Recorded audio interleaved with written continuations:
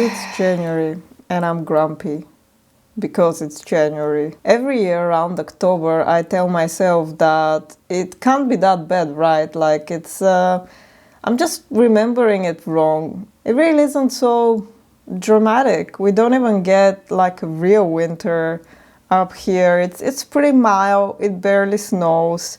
The temperatures stay around the zero mostly. Sure, the wind is awful, but I don't even have to be outside all that much. I'm working from home. It's not that bad. It really is not that bad. And for a moment I believe that and I'm like, yes, we're going to make it. We're gonna get through. I mean, of course we will. What I mean is we can make it through with a bit more energy. I don't know. And then January hits and it really is that bad. Really, really is. And I think something that it's kind of easy to forget is how bad the dark is. It's not even the cold that is the worst, but it's the dark. Back when I lived in my own country, in Bulgaria, which is much more south, I think we did get colder winters than I've had here. It can get cold, but the difference is we still get a lot of sun in winter down south. Like there are times when my parents' living room, for example, gets so much sun that you don't even need to turn the heating on. And the sun just makes you feel good. Like that's not a wild thing to say, right? And here, for one thing, the days are very short. It gets dark around 3:30, 4 in the afternoon. But the day itself, most of the time, is pretty dark, even when there is sun. And it's because it's very, very cloudy, so you don't really see the sun. And you have the lamp on all day. And yeah, it's kind of depressing.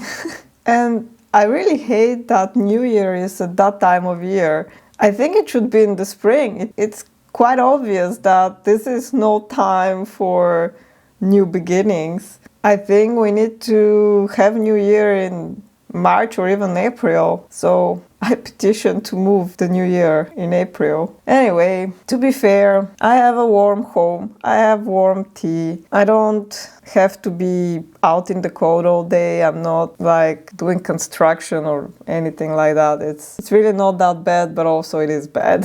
But the one thing that is good in January is that if you really, really squint, you can see the day grow with like a minute every day or something like that. So that's hopeful.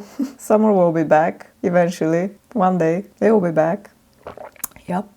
November and December are usually not too bad because there are lots of events, art markets, Christmas decorations, and excitement in the air, lots of busyness. It feels like things are still moving, stuff is happening, so even though it's gotten colder and darker and we haven't seen the sun in a month, there are distractions, so it's somewhat bearable. But then it's January and all the fun and festivities have packed up and left. You wake up and it's dingy and kind of ugly outside. Everything is gray and brown, the tree branches are bare, nature is dead. There isn't even snow to change up the scenery a little bit. It's a new year, so you should be all hyped up about all the goals and new beginnings and productivity hacks you are about to try for 5 minutes and resolutions and challenges. But you can't even get out of bed because the room is too cold.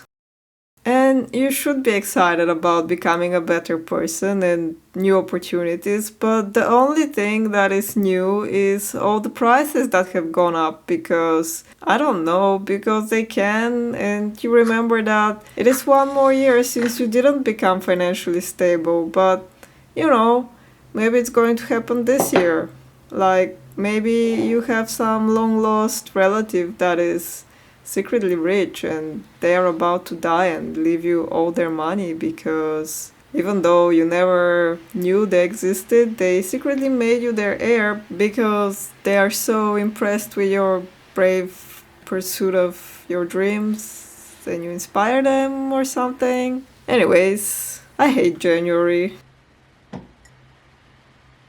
So something that has been helping me with the winter blues is trying new recipes. I'm not super energetic right now and I'm only interested in easy stuff. Well, I'm generally partial to easy recipes, but I've discovered these veggie Korean pancakes. Yachijeon. My apologies to all Korean speakers out there. But yeah, I'm obsessed with them. For this one, I used spring onion, fresh chili, potato, carrot, and of course garlic. By the way, I worked at a canteen and it didn't teach me to properly cut vegetables, so that's a shame. In case you're wondering, I found this recipe on YouTube on a channel called Aaron and Claire, so that's where you can find the proper recipe.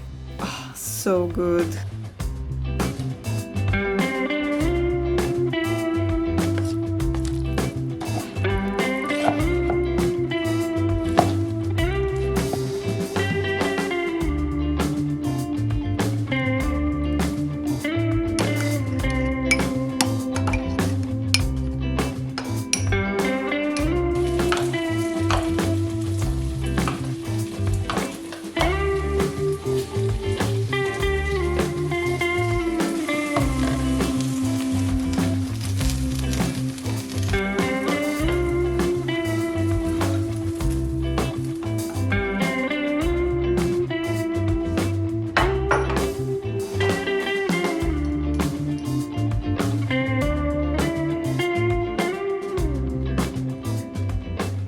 I would also like to give myself points for making a healthy recipe. I mean, it's fried, so I don't know how healthy it really is, but it's not a cake, which says something because normally I just devolve into baking and kind of want to devolve into baking right now.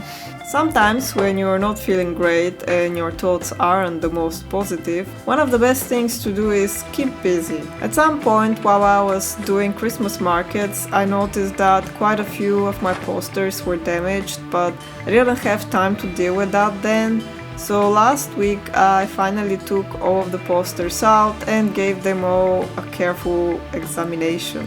Sorted away all the damaged ones and set up a sale in my shop. So if you want to save a poster from the recycling bin, you can head to my shop forindet.com and adopt a sad, damaged little poster or a postcard. Most of the damage is just bent corners and folded edges that won't be visible when framed, and you can get up to 50% off, so I think it's a very nice deal, even if I do say so myself. So buy a poster and help me financially support my landlord.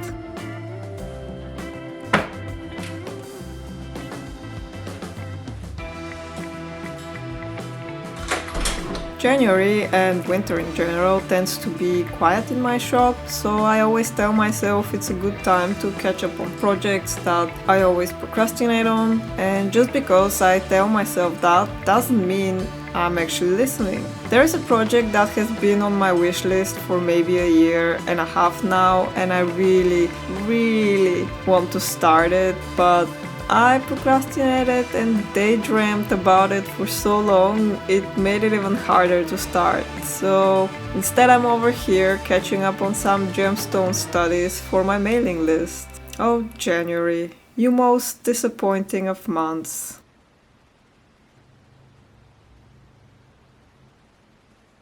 I am extremely intolerant of cold weather. Even the mild cold, and right now all of my work is done from home, so technically I don't have to be outside at all. I can even get away with not going out for groceries because I don't live alone, and what that does is let me be a complete and utter hermit potato antisocial recluse. Winter just feels so claustrophobic for me, and that's because on one hand, that's what the experience of cold is like. For me, the cold is so dense and all-encompassing, there is no escape, except on the inside, and then I'm being held hostage by my own fear of it. I miss going outside on long walks, and when I finally do it, it feels like I need hours afterwards to get back to a comfortable body temperature. I don't know, maybe there's something wrong with me, like seriously, I think I've evolved from lizards. I'm also at my least social in winter, probably because I avoid going outside,